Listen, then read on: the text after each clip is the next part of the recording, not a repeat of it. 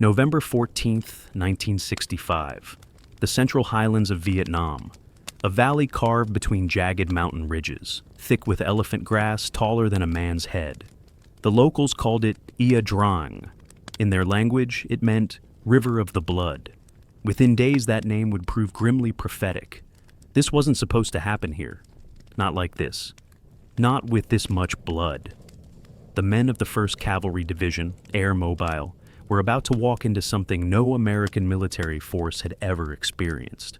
They were about to collide head-on with the North Vietnamese Army in a battle that would define the character of an entire war. A battle that would test every assumption American commanders held about modern warfare. A battle that would leave the red earth of the Ia Drang Valley soaked with the blood of nearly 3,000 men. But to understand what happened in that valley, we need to understand how American soldiers ended up there in the first place. We need to understand the collision of two armies, two doctrines, two utterly different ways of making war. Let's go back. Let's go back to when it all began. The year was 1965, and America was sliding deeper into a conflict most Americans barely understood. Vietnam, a country half a world away. A place where the rules of war Americans had written in Europe and Korea didn't seem to apply. By late 1965, over 180,000 American troops were in Vietnam. But they weren't just sitting in bases. They were hunting an enemy that refused to stand and fight the way Americans expected. An enemy that melted into villages, into jungles, into tunnels. An enemy that struck at night and vanished by dawn. The Pentagon had a plan to change that. They called it airmobile warfare. Think about it. Helicopters, hundreds of them. UH-1 Hueys that could lift a squad of soldiers into battle zones in minutes. That could bypass roads, ignore terrain, strike anywhere. The 1st Cavalry Division, Airmobile, was the cutting edge of this new doctrine. They could move faster, hit harder, and react quicker than any force in history. The man leading them was Lieutenant General Harry Kinnard, a World War II veteran who jumped with the 101st Airborne at Normandy. A man who believed that mobility and firepower could crack the North Vietnamese problem wide open. Give him the helicopters, he said, and he'd find the enemy. He'd fix them in place. He'd destroy them. In October 1965, the 1st Cav arrived in Vietnam. They set up base at An Khê in the Central Highlands. Within weeks, they got their first test. North Vietnamese forces attacked a special forces camp at Plei My, deep in the highlands near the Cambodian border. The camp nearly fell. The defenders held on by their fingernails. The North Vietnamese wanted to draw out the Army of the Republic of Vietnam, the ARVN, to destroy them in the open. But something unexpected happened. The 1st Cav flew in instead. Hueys roared over the jungle canopy, their rotors beating the air like thunder. They inserted American troops around the besieged camp. They brought in artillery. They brought in firepower like the North Vietnamese had never seen. The enemy regiment attacking Plei My got hammered. They broke contact. They retreated. They ran west toward the sanctuary of Cambodia, toward the safety of the border. That's when General Kinnard made his decision. He wasn't going to let them go. He was going to pursue them. He was going to find them. He was going to destroy them. The mission was assigned to the 3rd Brigade of the 1st Cavalry Division. Leading that brigade was Colonel Thomas Brown. And leading the Spearhead Battalion, the unit that would hit first and hit hardest, was Lieutenant Colonel Harold G. Moore. Harold Moore, 43 years old. A Kentucky native. A West Point graduate. A man who'd commanded a rifle company in Korea. A man who believed that leaders led from the front. A man who studied history, who read about Little Bighorn and the 7th Cavalry's destruction at the hands of the Sioux and Cheyenne. Moore knew what happened when a cavalry force got careless. He knew what happened when they underestimated their enemy. He wouldn't make that mistake. Moore commanded the 1st Battalion, 7th Cavalry. Yes, the 7th Cavalry. The same regiment Custer had commanded 90 years earlier when his command was annihilated at Little Bighorn. Moore's men wore the same crossed sabers on their uniforms. They knew the history. They knew the weight of that legacy. But Moore's cavalry didn't ride horses. They rode Hueys. And on the morning of November 14th, 1965, they were about to ride into hell. The mission brief was straightforward on paper. Intelligence reports indicated that North Vietnamese forces were operating in the Chu Pong mountain region near the Ia Drang Valley. The terrain was brutal, mountains covered in triple canopy jungle, elephant grass in the valleys that could hide entire battalions, creek beds and gullies everywhere. And just a few miles to the west, the Cambodian border, where enemy forces could retreat and regroup in safety beyond American pursuit. Moore's battalion, the 1st of the 7th, would conduct a helicopter assault into landing zones at the base of Chu Pong Mountain. They'd search for enemy forces. If they found them, they'd fix them in place and call in more troops, more artillery, more air support. They'd use American firepower to crush the enemy. That was the plan. But plans have a way of falling apart when the enemy gets a vote. The men of the 1st Battalion, 7th Cavalry, boarded their Hueys at Landing Zone Falcon before dawn on November 14th. 450 men. Young men, most of them. Average age, 19. Many of them had been in Vietnam less than a month. They'd trained for this. They'd practiced air assault procedures. But training is one thing, combat is something else entirely.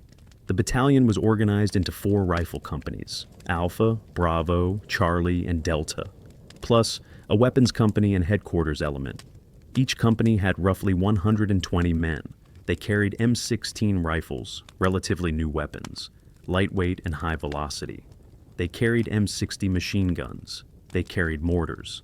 They carried grenades, demolitions, medical supplies, ammunition. Each man carried roughly 60 pounds of gear in the stifling Vietnamese heat. The helicopters lifted off in waves, 16 Hueys at a time, each carrying 8 to 10 soldiers, flying low over the jungle, the door gunners scanning the tree line below, their M60s ready. The flight took about 30 minutes. 30 minutes of tension, of rotor noise, of wondering what waited below. Moore went in with the first wave. Company B went with him, along with his command group. Their landing zone was designated X-ray, LZ X-ray, an oval-shaped clearing about 100 meters long and 50 meters wide at the base of Chu Pong Mountain. It looked clear from the air. The pilots would drop the troops, then fly back to pick up the next wave. The Hueys came in fast and low. They flared over the landing zone, their skids touching down. The men jumped out, spreading into defensive positions, weapons pointing outward. The helicopters lifted off immediately, rotors kicking up clouds of red dust. Within seconds, they were gone, racing back to pick up more troops. Company B moved into the tree line on the western edge of the clearing. Moore set up his command post near the center of the LZ, under the shade of a large termite mound. He radioed back to brigade headquarters. First wave inserted without enemy contact. So far, so good. But Moore had an uneasy feeling. The landing zone was too quiet. The terrain was too perfect for an ambush. His patrols reported finding enemy equipment, fresh trails, signs of recent occupation.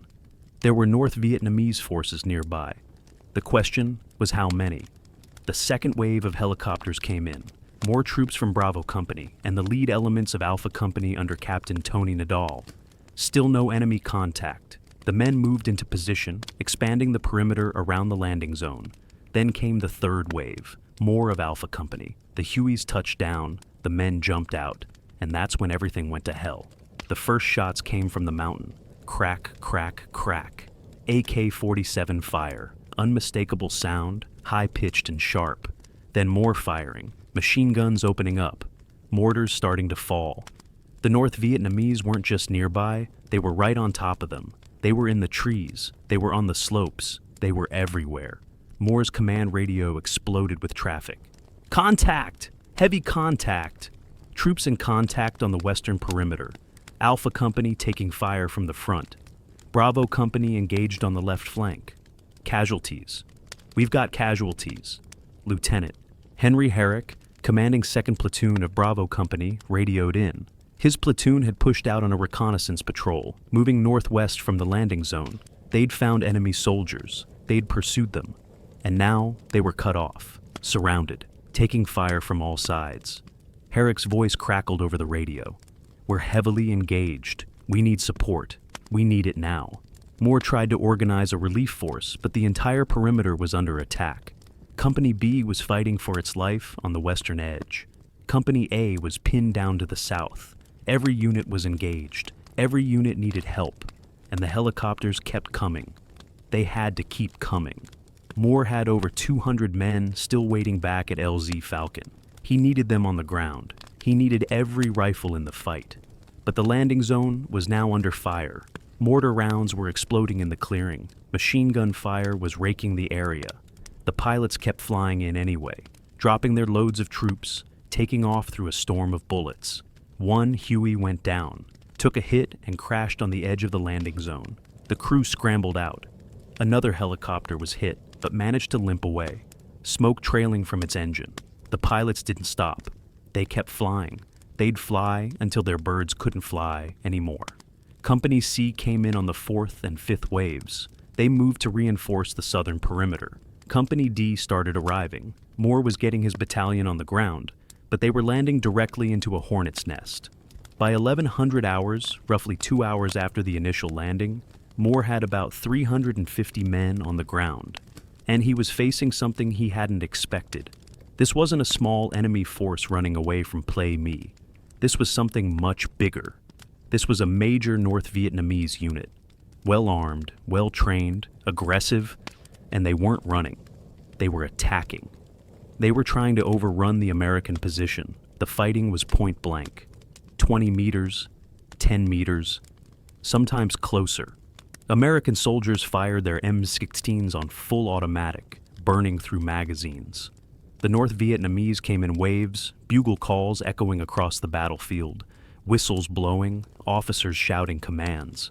They used the terrain perfectly, crawling through the elephant grass, using every fold in the ground, every tree, every depression for cover. The Americans had one advantage: artillery. Moore's artillery liaison officer, Captain Jerry Whiteside, was calling in fire missions constantly. The big guns at LZ Falcon, miles away, sent shells screaming overhead. They impacted on the mountainside, in the jungle, anywhere Whiteside thought enemy troops were massing. High explosive, white phosphorus. The ground shook with each impact. And then there were the jets. Air Force F-100 Super Sabres, screaming in low, dropping napalm canisters that tumbled through the air and exploded in the walls of flame.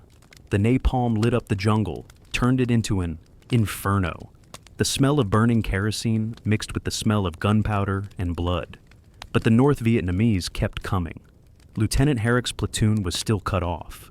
They'd moved about 400 meters northwest of the landing zone before the enemy hit them. Now they were pinned down in a small copse of trees, completely surrounded. Every attempt to reach them had failed. The terrain was too open, the enemy fire too heavy. Herrick radioed back that half his platoon was already down, dead or wounded. They were running out of ammunition. They were running out of time. Moore made the hardest decision a commander can make. He couldn't send more men to die trying to reach Herrick. Not yet. Not until he'd stabilized the perimeter. Not until he had enough combat power on the ground to break through. Herrick's platoon would have to hold on. They'd have to survive on their own. For now. What Moore didn't know, what none of the Americans knew, was the size of the force they'd just stumbled into. They hadn't found a retreating enemy battalion. They had landed directly on top of the staging area for 3 full regiments of the North Vietnamese Army. 3 regiments, the 32nd, 33rd, and 66th, roughly 6,000 men. Battle-hardened veterans. Many of them had fought the French at Dien Bien Phu 11 years earlier. They'd marched down the Ho Chi Minh Trail, carrying their weapons and ammunition on their backs. They'd trained in the jungles, learned to move silently, to strike without warning. They'd been ordered to hunt American units, to attack them, to kill them, to teach the Americans that this war would not be easy. And now the Americans had landed right in their lap. The North Vietnamese commander was Senior Lieutenant Colonel Nguyen Hu An, an experienced officer, a careful planner. He'd been preparing to attack American positions elsewhere, but when reports came in that helicopters were landing at the base of Chu Pong, he saw an opportunity. He ordered his units to surround the landing zone, to cut the Americans off, to destroy them. If the North Vietnamese could wipe out an entire American battalion, it would be a propaganda victory beyond measure. It would shake American confidence. It might even change the course of the war, Anne's troops moved into position quickly. They knew this terrain. They'd been operating here for weeks. They had the advantage of numbers. They had the advantage of surprise. And they had orders to annihilate the Americans. The battle was joined. Back at LZ X-Ray, Moore was organizing his defense. He had companies deployed in a rough circle around the landing zone, but the perimeter was thin, too thin. He had gaps, places where just a few men covered dozens of meters. If the North Vietnamese launched a mass assault, they could break through. They could get into the center of the American position. That would be a disaster. Moore radioed for reinforcements. He needed another battalion. Hell, he needed 2 more battalions. Brigade headquarters told him help was coming.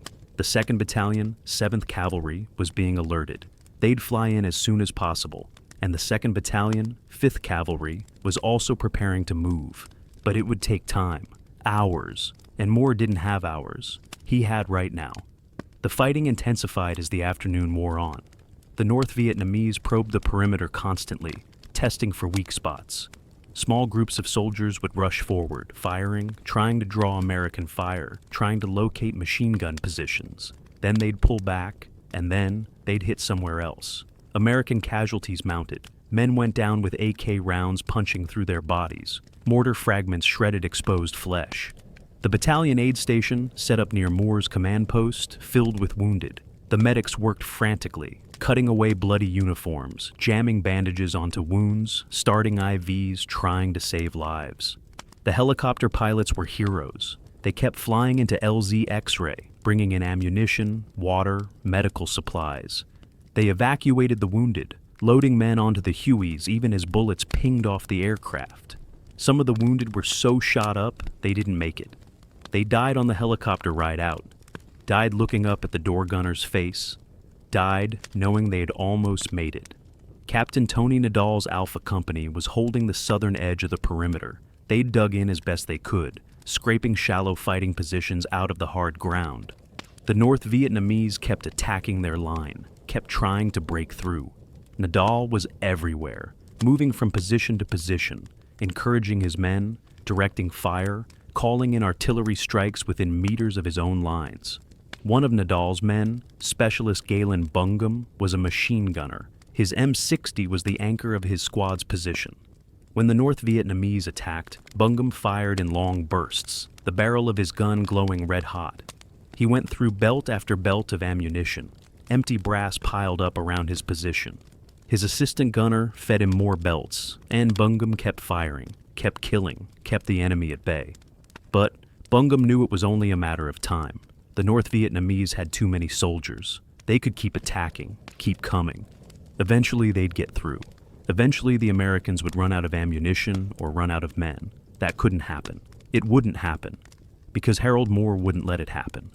Moore was a commander who believed in being where the fighting was. He moved around the perimeter constantly, checking his companies, talking to his officers, seeing the situation with his own eyes. His command group followed him. Radio men carrying multiple radios, officers with maps, soldiers providing security. He knew the situation was critical.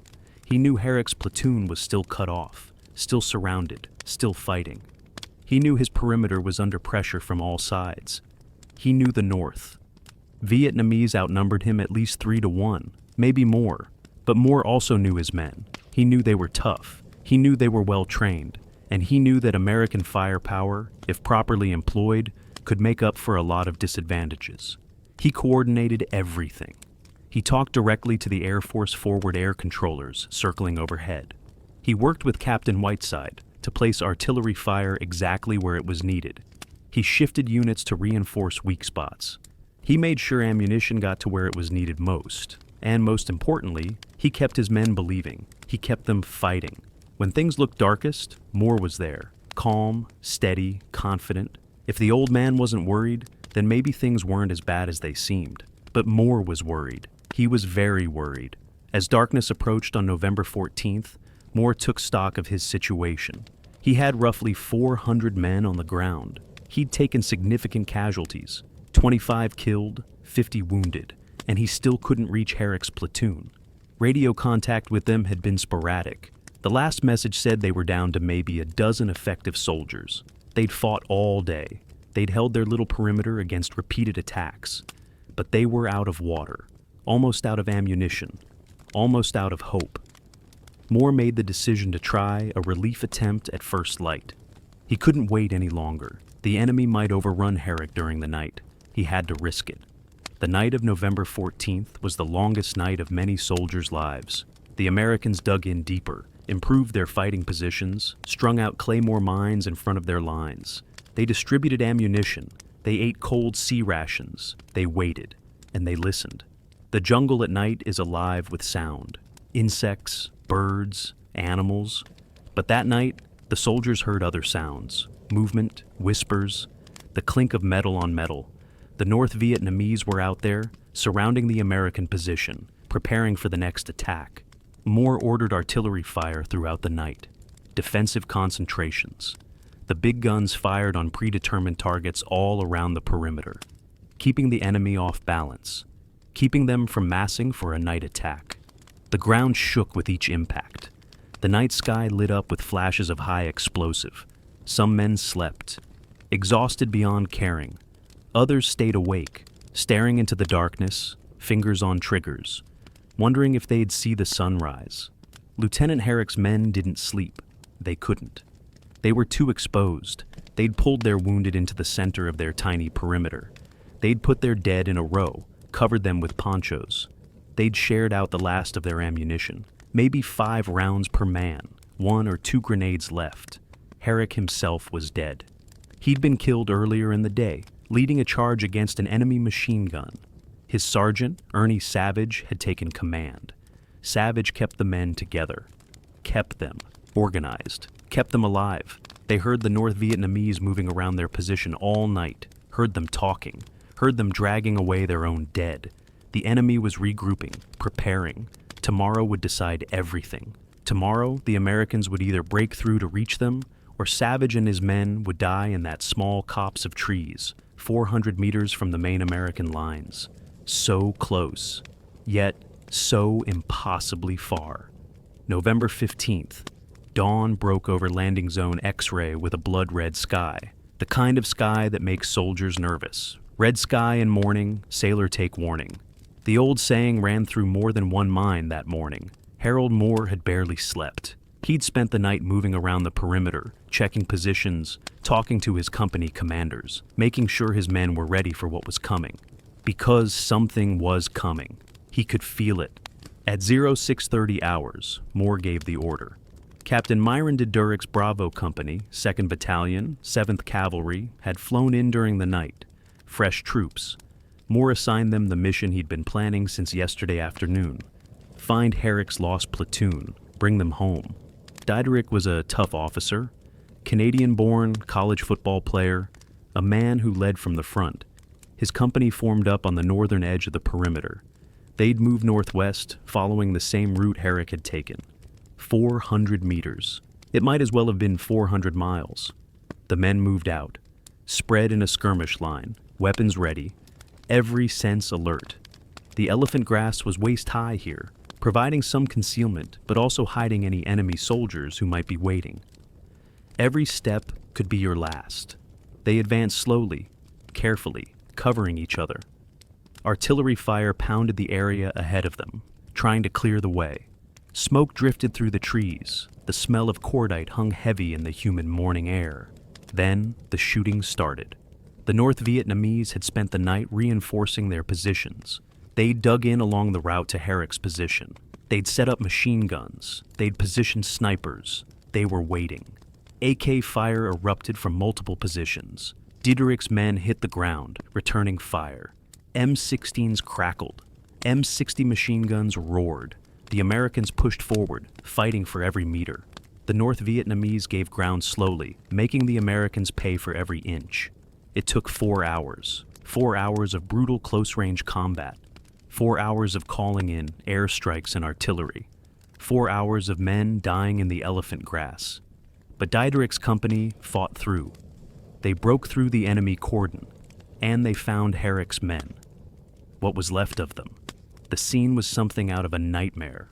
The small perimeter was littered with spent brass, empty magazines, discarded equipment. Dead North Vietnamese soldiers lay in heaps where they'd fallen trying to overrun the position. And in the center, a handful of American soldiers, hollow-eyed, exhausted, covered in blood, some of it theirs, some of it belonging to their buddies. Sergeant Ernie Savage stood to greet Diederich. His uniform was torn and blood-stained. His face was gaunt. But he was alive. 8 other men were alive. Out of the 27 who'd started the fight yesterday morning, 8 were still on their feet. The others were dead or badly wounded, lying in the center of the perimeter where they'd been dragged for whatever protection that offered. Diederich's men secured the area. Medics rushed forward to treat the wounded. Soldiers distributed water and ammunition. They loaded the casualties onto stretchers. They wrapped the dead in ponchos for transport back to the landing zone. Herrick's men had held. Against impossible odds, surrounded, outnumbered, nearly out of ammunition, they'd held. They'd survived the night. And now, they were going home. But the battle for LZ X-Ray was far from over. While Diederich was rescuing Herrick's platoon, the North Vietnamese were preparing their main assault. Colonel Nguyen Hu An had spent the night moving units into position. He'd brought up his 66th Regiment, fresh troops who hadn't been bloodied yet. He'd positioned them on the southern and eastern sides of the American perimeter. He'd given them their orders: attack, break through, destroy the Americans. The assault began at noon. It started with a mortar barrage, dozens of tubes firing in unison. The rounds arced through the air and crashed down on LZ X-Ray. Explosions rippled across the landing zone. Shrapnel screamed through the air. Men dove for cover, pressing themselves into the earth. Then came the bugles, high-pitched wavering notes echoing across the battlefield, the signal to attack, the sound that American soldiers would come to dread throughout the Vietnam War. And then they came. Hundreds of North Vietnamese soldiers rising from the elephant grass, charging toward the American lines, wave after wave of them, screaming, firing their AK-47s from the hip. Officers in front, blowing whistles, waving their pistols, urging their men forward. They hit the southern edge of the perimeter first. Captain Tony Nadal's Alpha Company took the brunt of it. The Americans opened fire with everything they had: M16s on full automatic, M60 machine guns cutting down enemy soldiers in swaths, M79 grenade launchers pumping out high explosive rounds. The noise was overwhelming. The violence was biblical. The North Vietnamese reached the American fighting positions. Hand-to-hand combat erupted along the line. Men grappled with each other, too close to shoot. Rifle butts smashed skulls. Bayonets punched into bodies. Grenades exploded in clusters of struggling men. Nadal was everywhere, directing his troops, coordinating fire support. His radio operator, PFC Jimmy Nakayama, stayed glued to his side, managing multiple radio nets, calling for artillery, calling for air support, calling for ammunition resupply. Specialist. Bungum was still manning his machine gun. He'd been firing almost continuously for 24 hours. His gun was so hot, the paint had burned off the barrel, but he kept firing, kept killing. The bodies piled up in front of his position. 20 North Vietnamese soldiers, 30 more. They kept coming, and Bungum kept shooting them down.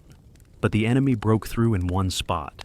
A squad of North Vietnamese soldiers punched a hole in Alpha Company's line and started pushing into the American perimeter. If they got into the landing zone, if they reached the command post, the entire position could collapse. Sergeant First Class Robert Edwards saw what was happening. He grabbed a few men and counterattacked. They charged into the gap, firing, throwing grenades. Edwards killed 3 enemy soldiers with his rifle, then ran out of ammunition. He picked up an AK-47 from a dead North Vietnamese soldier and kept fighting. He closed the breach. He sealed the line. Edwards was hit twice, once in the shoulder, once in the leg. He refused to be evacuated. He stayed on the line, kept fighting, kept his men together. All along the perimeter, similar scenes played out.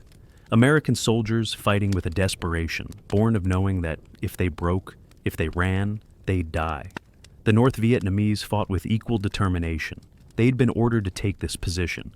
Their commanders had told them the Americans were weak, that they'd panic, that they'd collapse under pressure. They were wrong.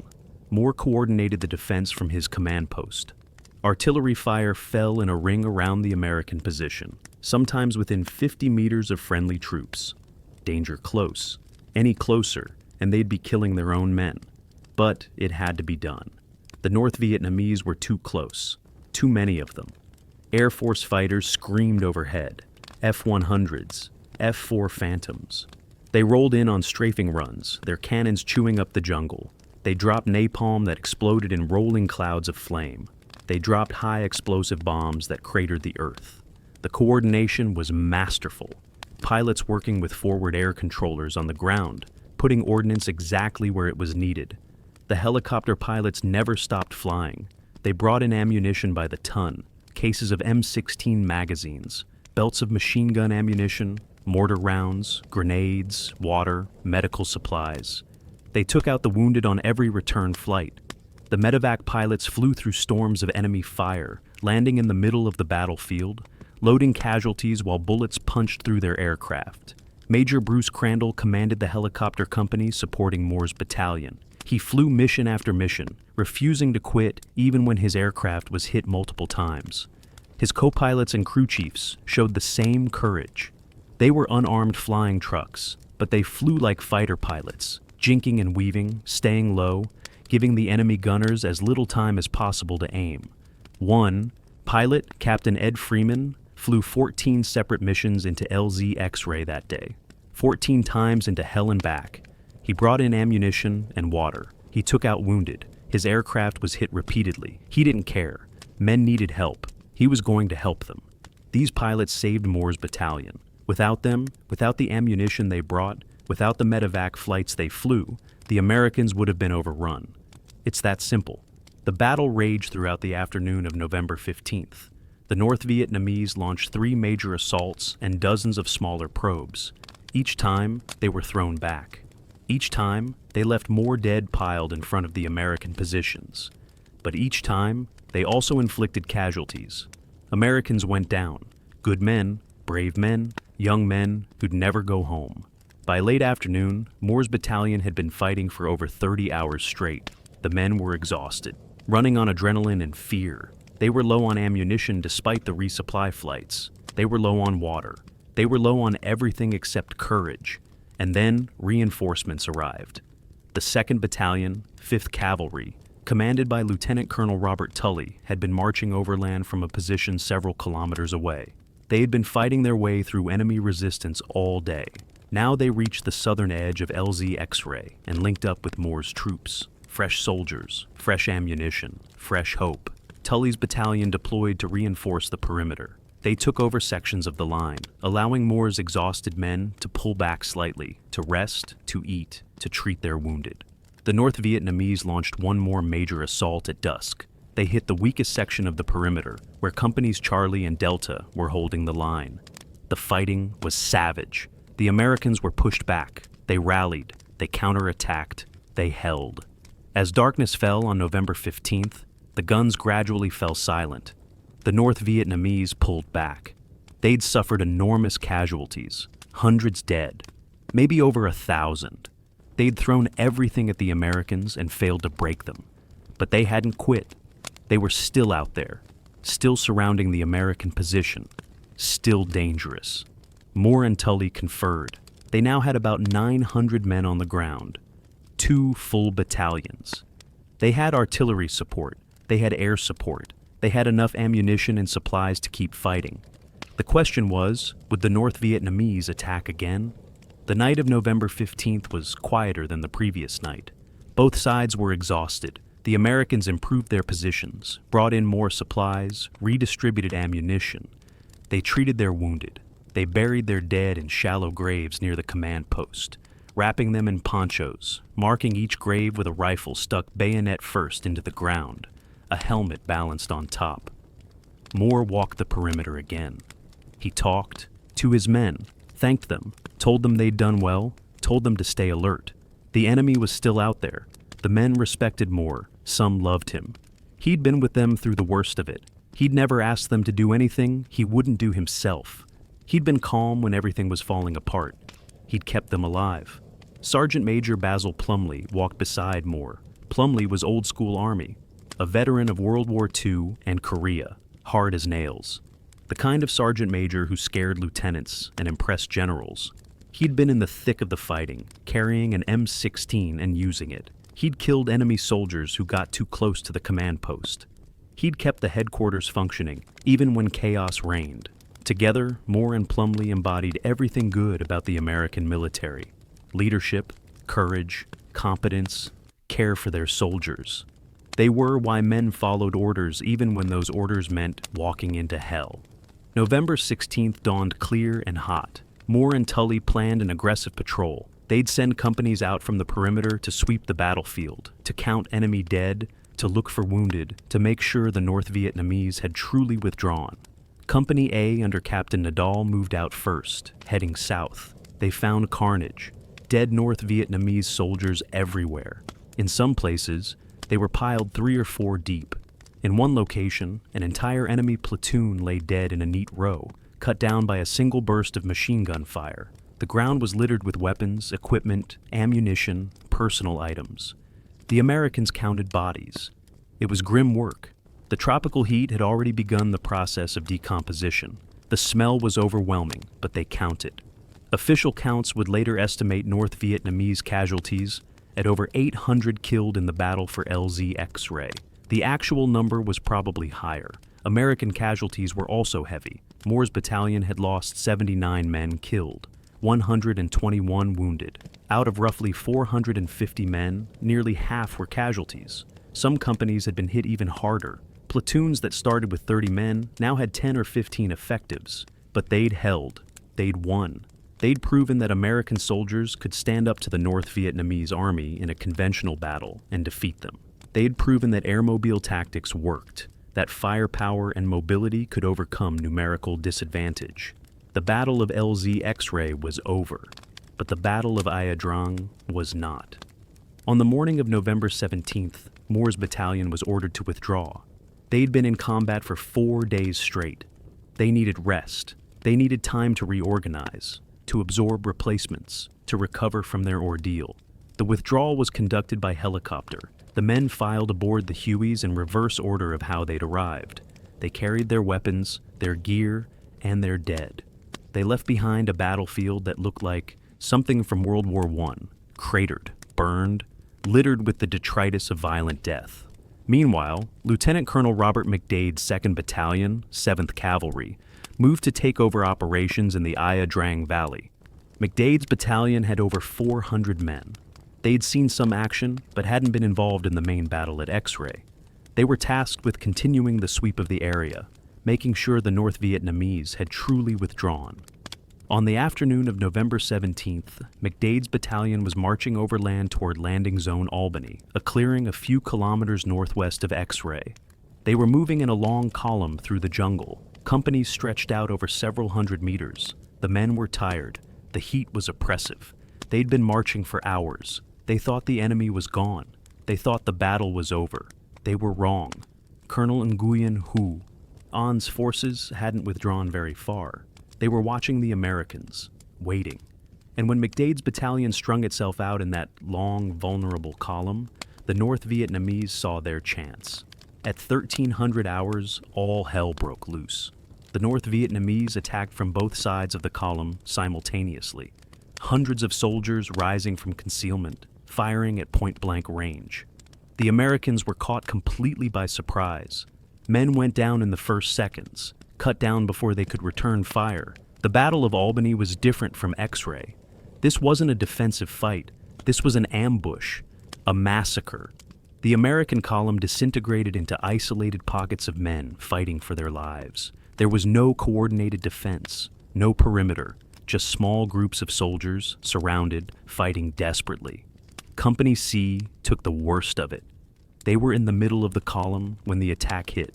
The North Vietnamese swarmed over them, hand-to-hand fighting, men grappling with each other, shooting at ranges measured in feet, grenades exploding in clusters of soldiers from both sides. Some Americans tried to organize a defense. Officers and sergeants gathered whoever they could, set up small perimeters, called for artillery and air support. But the fighting was too close, too confused. Artillery couldn't help without killing Americans. Airstrikes couldn't be directed accurately enough. The battle raged for hours. Unlike X-Ray, where American firepower had dominated, at Albany the North Vietnamese had the advantage. They controlled the terrain, they had the initiative, they had the Americans right where they wanted them. Casualties mounted at a horrific rate. Men died trying to reach wounded buddies. Medics died treating casualties. Officers died trying to organize their units. The battalion's command group was hit hard. The sergeant major was killed. The operations officer was wounded. McDade himself was pinned down, unable to control his scattered battalion. As darkness fell, the North Vietnamese withdrew. They'd achieved their objective. They'd savaged an American battalion. They'd proven that the battle at X-Ray hadn't broken them. They'd shown that they could still hurt the Americans badly. The survivors of Albany spent a nightmarish night. Small groups huddled in the darkness, not knowing where other friendly units were, not knowing where the enemy was. Wounded men cried out for help that couldn't reach them. Some men lay out in the jungle all night, alone, wounded, terrified. At dawn on November 18th, relief forces reached Albany. They found devastation. Dead Americans everywhere. Equipment scattered across the battlefield. The survivors were shell-shocked, traumatized by what they'd endured. The final count was devastating. McDade's battalion suffered 155 killed and 124 wounded. In a single afternoon, half his battalion had become casualties. It was one of the worst single-day losses for an American unit in the entire Vietnam War. The Battle of Ia Drang was over. 5 days of fighting, 2 major engagements, thousands of casualties on both sides. A small valley in the Central Highlands had become a charnel house, soaked with blood, littered with the bodies of young men who'd never see home again. For the Americans, Ia Drang was both a victory and a warning. They'd proven that airmobile tactics worked. They'd proven that American soldiers could defeat the North Vietnamese in conventional combat. They'd proven that firepower and courage could overcome numerical odds. But Albany had shown the cost, had shown how quickly things could go wrong, had shown that the enemy was skilled, determined, and willing to take enormous casualties to achieve their goals. For the North Vietnamese, Ia Drang was also a mixed result. They'd suffered catastrophic casualties, perhaps 1,500 killed, maybe more. Their regiments had been mauled, but they'd also learned valuable lessons. They'd learned to respect American firepower. They'd learned to close with American units quickly, to grab them by the belt, as they called it, to get so close that American artillery and air power couldn't be used without hitting friendly forces. And they'd learned that Americans could be beaten, that they could bleed, that they weren't invincible. Harold Moore brought his surviving men back to base. He'd lost 79 soldiers killed and over 100 wounded, men he'd trained with, men he'd led into battle, men who'd trusted him to bring them home. Some of them he couldn't bring home, not alive. Moore would go on to become a general. He'd serve with distinction for the rest of his career. But Ia Drang would haunt him. He'd wake up at night thinking about the men he'd lost, thinking about the decisions he'd made, wondering if he could have done something different, something better. Years later, Moore would co-write a book about Ia Drang. He titled it, "We Were Soldiers Once and Young." It became one of the most important books about the Vietnam War, a testament to the courage of the men who fought there, a memorial to those who died, because they were young. Most of them were so young, 19, 20, some just 18. They had their whole lives ahead of them, and they left those lives in a valley half a world away from home. Ia Drang set the pattern for much of the Vietnam War that followed. American forces would use their mobility and firepower to engage the enemy. They'd inflict heavy casualties. They'd win the battles. But winning battles didn't mean winning the war. The North Vietnamese learned to avoid large-scale conventional engagements unless circumstances favored them. They'd fight guerrilla war instead, ambushes, hit and run attacks. They'd drag the war out, make it long, make it bloody, make it expensive in American lives and American treasure. And eventually, the American public would lose patience, would demand an end to the war, would force a withdrawal, and the North Vietnamese would win. Not on the battlefield, but in the arena of political will. But that was years away. In November of 1965, in the aftermath of Ia Drang, both sides thought they could win. Both sides thought they'd found the formula. Both sides were willing to pay the price in blood, and the price would be enormous. Walk through the Vietnam Veterans Memorial in Washington, D.C., and you'll find thousands of names, young men who never came home. Among them are the names of those who died at Ia Drang, 79 from Moore's Battalion, 155 from McDade's, names carved into black granite, names that represent sons, brothers, husbands, fathers, names that represent dreams unfulfilled and futures lost. Ia Drang was the first major battle between American and North Vietnamese forces. It wouldn't be the last. The war would grind on for 10 more years. 58,000 Americans would die, millions of Vietnamese. The landscape would be scarred. An entire generation would be shaped by the experience. But Ia Drang was where it truly began, where the template was set, where Americans learned what kind of war they were really in, where both sides learned what the other was capable of. The valley itself is quiet now. The scars of battle have healed. The jungle has reclaimed the landing zones. The craters have filled in. Nature has erased the evidence of what happened there, but the men who fought there will never forget. The survivors carry Ia Drang with them. They see it in their dreams. They hear the sounds, the helicopters, the gunfire, the screams. They remember their friends who didn't make it, who stayed behind in that valley. Some of them have gone back, have visited the battlefield, have stood on ground they once fought for, have remembered, have wept, have said goodbye, finally, to brothers they lost 50 years ago. Because Ia Drang was more than just a battle. It was more than tactics and strategy and casualty counts. It was a human tragedy. A crucible where young men learned what they were capable of, learned what they could endure, learned the true cost of war. Lieutenant Colonel Harold Moore stood on the landing zone at X-Ray one last time before the helicopters lifted his battalion out. He looked at the battlefield, at the shell craters and the burned trees and the churned earth. He thought about the men he'd lost. He thought about the men he'd saved. He'd done his duty. He'd completed his mission. He'd defeated the enemy. But victory felt hollow. It felt like ash in his mouth. Because in war, even victory comes at a price. And the price is always paid in blood. Young blood. The best blood. The blood of men who deserved so much better than dying in the mud half a world away from home. Moore boarded the helicopter. It lifted off. The landing zone fell away beneath him. He watched until it disappeared into the jungle. Then he closed his eyes. He would carry Ia Drang with him for the rest of his life. Every day, every hour. The faces of his men.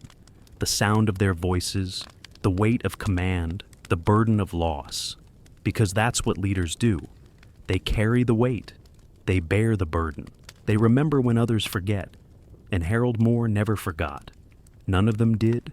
The valley called Ia Drang, River of Blood. A name that proved prophetic. A place that became legend. A battlefield that defined a generation. American helicopters no longer fly over that valley. American soldiers no longer patrol those jungles. The war ended long ago. The country reunified. Life moved on. But history remembers. History preserves the story of what happened there. The story of courage and sacrifice. Of young men tested in the crucible of combat. Of a battle that showed both the promise and the peril of American military power. And we remember them. The soldiers who fought at Ia Drang. Both those who came home and those who didn't. We remember their service. We honor their sacrifice. We tell their story. Because they were soldiers once. And young. And they deserve to be remembered. They went to a place called Ia Drang. They fought, they bled, they died, they survived, and they left part of themselves in that valley forever. That's the story of Ia Drang.